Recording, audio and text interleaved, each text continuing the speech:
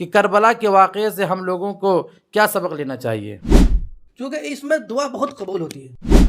اس سے ایک امت کو سبق ملا کہ نماز ہر حال میں معاف ہے اور 3 کام سے ہم لوگوں کو روکا گیا ہے۔ ہم لوگ یہ جاننا چاہیں گے کہ 10 محرم کو ہمیں کتنے کام کرنا چاہیے اور کن کن کام سے ہمیں رکنا چاہیے۔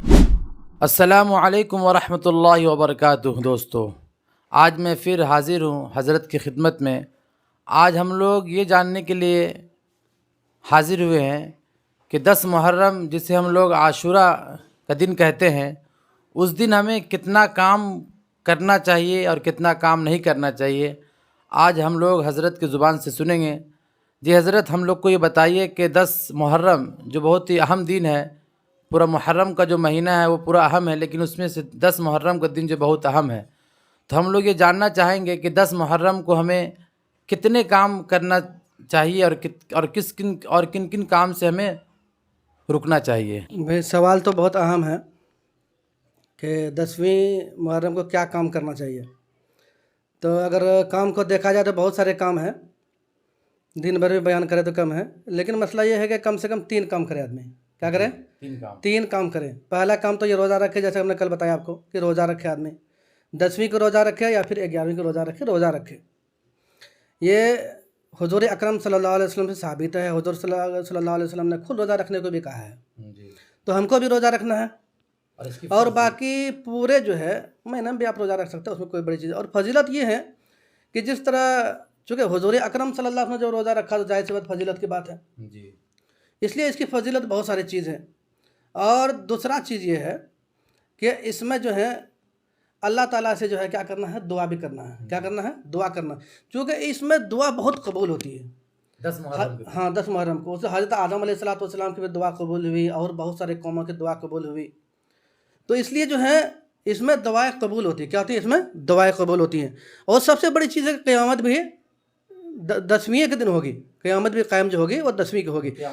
ہاں، یہ قیامت کی نشانیوں میں سے، اور قیامت بھی 10ویں محرم کا ہوگا۔ تو ہمیں کیا کرنا چاہیے؟ استغفار کرنا چاہیے جتنا بھی ہو سکتا ہے، اللہ کے سامنے روئے جتنا بھی ہو سکتا ہے، اللہ کے سامنے مانگے جتنا بھی مانگ سکتا ہے، اس میں کسی قسم کی کمی نہیں ہے۔ اتنا چیز تو کرنا ہے، 3 کام ہمیشہ کرنا ہے، روزہ رکھنا ہے اور اللہ کے سامنے دعا کرنا ہے، استغفار کرنا ہے۔ اور تیسری بڑی چیز جو ہے اپنے گھر والوں پر جو ہے دسترخوان کو وسعت کرنا، کھول دینا ہے۔ یعنی اگر آپ اپنے گھر والوں پر دسترخوان کھول دیتے ہیں، کھانے کی فراوانی رکھتے ہیں، ساری چیزیں فراوانی رکھتے ہیں، تو پھر اس سے فائدہ کیا ہوتا ہے؟ بعض صحابہ کرام نے کہا کہ بھئی ہم نے جو اس سے جو ہے مشاہدہ ظاہر کیا کہ اللہ تعالیٰ پوری سال تک اس فراوانی کی وجہ سے پوری سال تک برکت دیتے ہیں۔ یہ بہت بڑی چیز ہے۔ کیا کرنا ہے؟ پوری سال تک اگر برکت ہم چاہتے ہیں کہ ہمارے گھروں سے برکت نہ جائے، تو پھر جو ہے 10ویں کو جو ہے کھانے پینے میں جو ہے بالکل دسترخوان کو وسیع رکھے اور خوب کھلائے۔ بھائی آپ بھی کھائیں، دوسروں بھی کھلانا بڑی چیز ہے۔ تو کیا کرنا؟ کھلانا ہے، کھلانے میں کمی چیز دے گا۔ اور ایک آپ سوال کیا تھا کہ مطلب کیا نہیں کرنا چاہیے، شاید یہی سوال تھا کہ کیا نہیں کرنا چاہیے۔ بھئی کیا نہیں کرنا چاہیے؟ اس میں جو ہے نا شرک و بدعات سے بچنا چاہیے۔ کیا کرنا چاہیے؟ شرک و بدعات سے بچنا چاہیے، شریعت کے خلاف کام کرنے سے بچنا چاہیے۔ جہاں جو ہے ہمیشہ ایک چیز ملتا ہے کہ جہاں دیکھیے اگر کوئی شریعت کے کام ہے تو غیر شریعت بھی ڈھیرے کاموں پر موجود ہو جاتا ہے۔ تو اس محرم میں جو ہے خلاف شرع بھی بہت سارے کام ہوتا ہے۔ آپ دیکھیں تعزیہ بنانے والے رات بھر تعزیہ بناتے، بیچارے نماز کا فکر ہی نہیں پڑا ہوا، رات بھر تعزیہ بناتے، اس کے سامنے مرغا بن کے جھوکتے رہتا ہے بیچارہ رات بھر، لیکن فجر کی نماز خالی ہے، پورا کوئی نہیں مسجد میں، پوری مسجد خالی پڑی ہوئی ہے۔ تو ایسا نہ کریں بھئی، خلاف شرع کوئی کام نہ کریں۔ یا پھر جو اسی طرح جو ہے تعزیہ بنانا ہے، نشان اٹھانا ہے، نوحہ بازی کرنا ہے۔ نوحہ بازی آج جو ہے ناچ چلتا ہے، ہر جگہ نوحہ بازی ناچ چلتا ہے، جبکہ نبی اکرم صلی اللہ علیہ وسلم نے نوحہ کو حرام فرمایا ہے۔ نوحہ کو کیا ہے؟ حرام کیا ہے کہ بھئی نوحہ نہ کریں۔ یعنی نوحہ اس کو بولتے ہیں کہ مرنے کے بعد کسی کے جو ہے اچھائی کو بیان کر کے اس کو پھر رونا، یا پھر اس کو نعت کی شکل میں بیان کرنا، یا پھر تقریر کی شکل میں بیان کرنا۔ ارے دنیا سے جانے والے تو سب گئے، حضرت حسین بھی چلے گئے تو کیا ہوا؟ تو کیا کرنا؟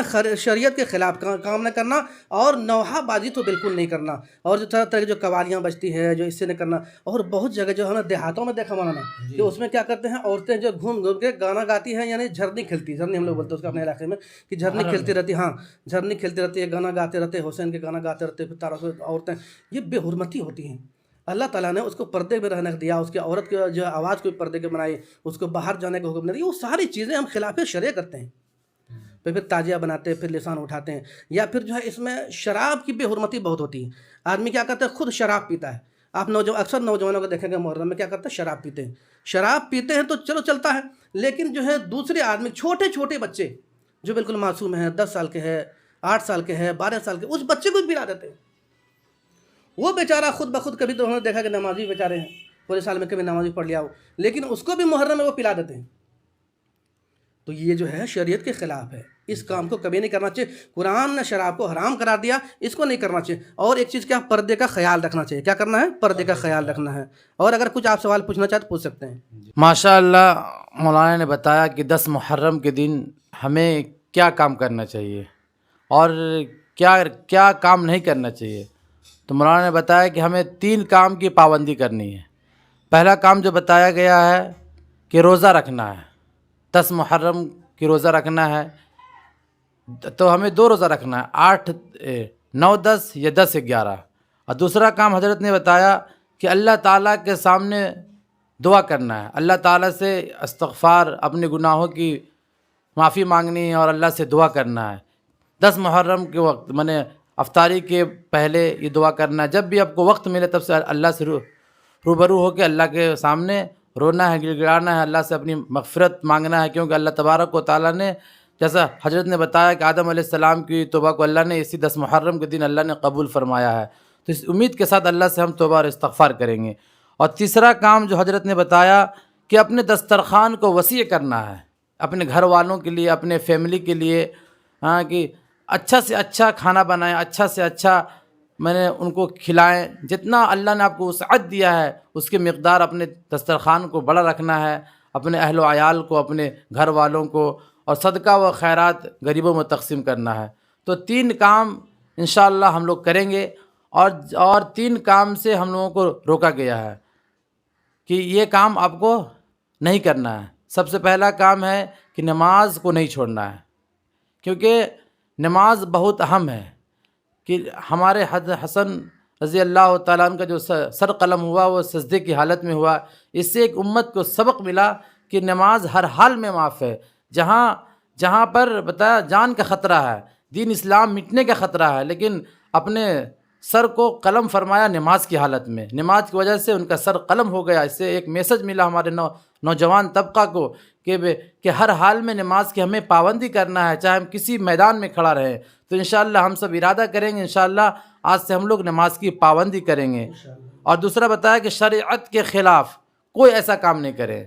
اب دنیا کے اندر ہم دیکھتے ہیں کہ 10 محرم کے اندر کتنے ایسے کام ہوتے ہیں جس کا شریعت کے اندر کوئی نام و نشان نہیں ہے. ہمیں اور آپ کو اس کام سے بچنا ہے. یہ بتانے کی ضرورت نہیں، ہم لوگ خود جانتے ہیں کہ کیا کام کا کرنے کا ہمیں حکم ہے، کیا نہیں کرنے کا، اس سے بچنا ہے. اور تیسرا حضرت نے بتایا کہ اپنے ماں بہنوں کو، جو ہماری عورتیں ہیں، وہ پردے کا خاص خیال رکھیں. کیونکہ کربلا کے میدان کے اندر بھی بتایا پردوں کا خاص خیال رکھا گیا. اسی لیے ہم لوگ اس کربلا سے میسج لیں، 10 عاشورہ سے میسج لیں کہ ہم اپنے ماں بہنوں کو بازار تعزیہ دیکھنے کے لیے، ادھر ادھر گھومنے پھرنے کے لیے، تفریح کے لیے نہیں بھیجیں. کیونکہ اس سے ہماری بے پردگی ہوگی اور ہمارا ماحول خراب ہوگا. آج کا جو حالت ہے، ہمارا جو نوجوان طبقہ ہے اور جو ہماری ماں بہنیں ہیں، جب ساتھ جائے گی تو بہت کچھ ہو سکتا ہے. اس لیے ہم اس سے بچیں. ٹھیک ہے حضرت، ایک اور سوال ہم پوچھنا چاہیں گے کہ کربلا کے واقعے سے ہم لوگوں کو کیا سبق لینا چاہیے؟ بہت اچھے سوال ہے کہ کربلا کے واقعہ سے کیا ثواب یہ جو ہے لینا چاہیے. تو مردوں کے لیے کیا ہے؟ سجدہ ہے. مردوں کے لیے کیا ہے؟ سجدہ ہے. سجدہ کرنا ہے، جتنا بھی نماز پڑھنا ہے یہ کرتے رہنا ہے. اور عورتوں کے لیے پردہ ہے. آج اکثر و بیشتر آپ دیکھیں گے کہ عورتیں جو ہے نا، عورتیں دیکھیں گے جو 10ویں کو یا پھر 11ویں، ہمارے یہاں 11ویں کو ہوتی ہیں، کہ پوری کے پورے محلہ خالی ہوتے ہیں، عورتیں بن کے سور کر کے، اور جو ہے اتنی سور جاتی ہے، جو لگانا چاہے وہ لگاتے ہیں. اس کے بعد کیا کرتے ہیں، پھر جو ہے وہ جو ہے ایک میلہ کی طرح جاتا ہے. نہ شریعت میں میلہ کا کوئی وجود ہے، نہ بے پردگی کا وجود ہے، نہ ہماری ماں بہنوں سے خاص طور سے کہنا ہوگا بھائی اس طرح آپ جو ہے اسی فنکشن میں آپ نہ جائیں، اور جو ہے اپنے چہرے کو عریانیت نہ کریں، اپنے آپ کو ننگا پن نہ کریں، اور دوسرے کو نہ دیکھنے کا موقع نہ دیں. اس لیے کہ ہم دیکھیں کہ جہاں بھیڑ ہوتا ہے، ہنگامہ ہوتا ہے، وہاں تلوار بازی ہوتی ہے، وہاں پر ہمارے عورتیں جو ہلہ ہنگامہ کرتی، کبھی ادھر بھگ کے ادھر گئے، کبھی ادھر بھگ کے ادھر گئے. یہ سارے چیزیں سے ہمیں بچنا چاہیے. تو کیا ہے، مردوں کے لیے جو ہے کیا سجدے کا حکم ہے. چونکہ حضرت حسین رضی اللہ تعالیٰ عنہ نے اپنا سر جو قلم کروا دیا وہ سجدے کی حالت میں تھا. اور یہ میسج پورے دنیا کو دیا کہ آپ جو ہے سب چیز تو چھوڑ سکتے ہیں، لیکن سجدہ کو کبھی نہیں چھوڑنا ہے, اللہ کی عبادت کو کبھی ترک نہیں کرنا ہے. اس میں جو ہے دونوں جہان کی کامیابی ہے, یہاں کا بھی اور وہاں کا بھی, اور مقصد بھی ہمارا وہی ہے. اور کہ عورتوں کے لیے سب سے بڑی کیا ہے, پردے کا اہتمام کرنا, پردے کو نہیں چھوڑنا ہے. چونکہ ہمارے عورتیں یہاں تو کیا ہے, رات میں جاتی ہیں عورتیں, رات تو بالکل مت جائیں, اس لیے کہ بھوکے شیر ہے, بھوکے جو ہے وہ کب کیا کر لے گا, کون حملہ ہمارے عزت کو بول دے گا ہمارے عورتوں کو, یہ کوئی کہا نہیں جا سکتا. بہت سارے موقع ایسے واردات ایسے آتا ہے. اور ہمیشہ خیال کرنا ہے کہ بھائی یہ جلوس نہ نکالیں آپ. اس جلوس میں جو ہے بہت سارے مسلمانوں کے بھی جو ہے اس میں نقصان ہوتا ہے, عورتوں کے بھی نقصان ہوتا ہے, اور غیر مسلم بھائیوں کا بھی نقصان ہوتا ہے. یہ شریعت میں کبھی اجازت نہیں ہے, یہ خلاف شرع کام ہے. ان ساری چیزوں کو بھی نہیں کرنا ہے. پردے کا خاص خیال رکھنا ہے, اور مردوں کو جو ہے سجدے کا خاص خیال رکھنا, نمازوں کو کبھی ترک نہیں کرنا ہے. واللہ عالم بالصواب. ٹھیک ہے, ماشاءاللہ آپ لوگوں نے سن چکا کہ اس کربلے کے واقعہ سے ہمیں کیا سبق ملا. مولانا نے بتایا ایک سجدے کا سبق اور ایک پردے کا سبق.